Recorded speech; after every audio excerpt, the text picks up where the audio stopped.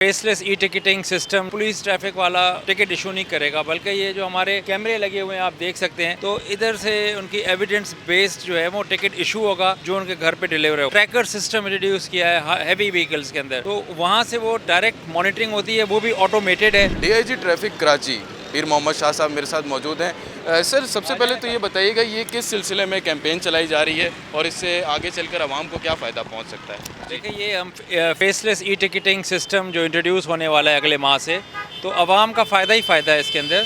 सबसे पहले तो उनको रोड के ऊपर कोई भी रोक नहीं सकेगा। अगर वो कोई वायलेशन कर भी रहे होंगे तो उनको कोई पुलिस ट्रैफिक वाला टिकट इशू नहीं करेगा, बल्कि ये जो हमारे कैमरे लगे हुए हैं आप देख सकते हैं, ये पूरी कराची में लग रहे हैं, तो इधर से उनकी एविडेंस बेस्ड जो है वो टिकट इशू होगा जो उनके घर पे डिलीवर होगा। सबसे बड़ा फ़ायदा तो ये है कि लोगों को टाइम बचेगा रोड के ऊपर। सेकेंड जो इसका फ़ायदा है वो हमारे जो एक्सीडेंट्स हो रहे हैं उसमें over speeding is the main cause, और हमने स्पीड कैमरे लगाए हैं पूरे शहर में, और साथ साथ जो है ना ट्रैकर सिस्टम इंट्रोड्यूस किया है हैवी व्हीकल्स के अंदर, तो वहाँ से वो डायरेक्ट मॉनिटरिंग होती है, वो भी ऑटोमेटेड है, और उसके थ्रू भी जो है ना वो बड़ी गाड़ियों के ऊपर बड़े चालान जो है वो हम इशू करेंगे। तो उससे कम से कम ये जो रश वाला और तेज़ी से चलने वाला जो एक माइंड सेट है तो उसको भी हम कंट्रोल कर पाएंगे। मिशन के बाद जो है हमारी जो पुलिस है वो जहाँ पर रेगुलेशन की ज़रूरत होगी सिर्फ वो रेगुलेट करेंगे, और एक शहर को ना एक मेट्रोपॉलिटन लुक मिलेगा। एक और बहुत बड़ा प्रॉब्लम है जो हमारे कराची के लोग फेस कर रहे हैं, वो ये है कि ट्रैफिक जाम का मसला,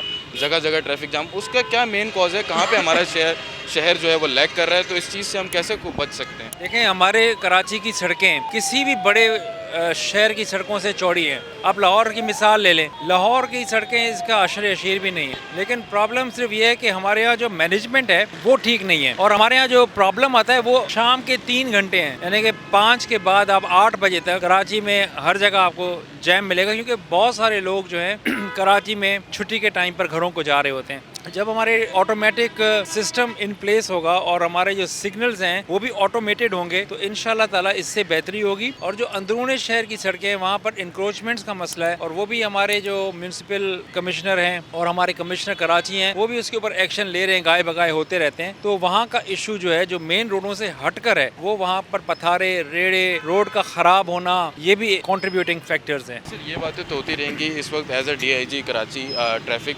आप आवाम को क्या मैसेज देना चाहते हैं, क्या पैगाम देना चाहते हैं कि वो किस तरह से पुलिस के साथ ताउन करे? क्योंकि आवाम में और पुलिस में एक डर का एक फैक्टर रहता है कि आवाम डरती है पुलिस से, जबकि पुलिस तो मुहाफिज है। हमने जो है ना आवाम की तरफ से जो मेन प्रॉब्लम हम तक पहुंचा वो ये था कि रोड के ऊपर जब ट्रैफिक पुलिस गाड़ियों को रोकती है तो उसमें काफ़ी सारी चीज़ें हैं जो कि मॉनिटर नहीं हो सकती, तो हमने उनके कहने के ऊपर ये सिस्टम ले आए। अब हमने आपके ऊपर ट्रस्ट किया है, इस ट्रस्ट का आपने जो है ना हमें जवाब देना है। एक रिस्पॉन्सिबल राइडर होने की सूरत में, एक रिस्पॉन्सिबल ड्राइवर की सूरत में आप जब निकलें तो आप खुद से सवाल करें कि क्या आपकी गाड़ी फिट है, क्या आपके पास लाइसेंस है, क्या आपने हेलमेट पहना है, क्या आपने सीट बेल्ट लगाई है। तो ये चंद एक चीज़ें हैं जिस पर आप अमल पैरा हों और इस सिस्टम को कामयाब करें, इस सिस्टम को ऑन करें।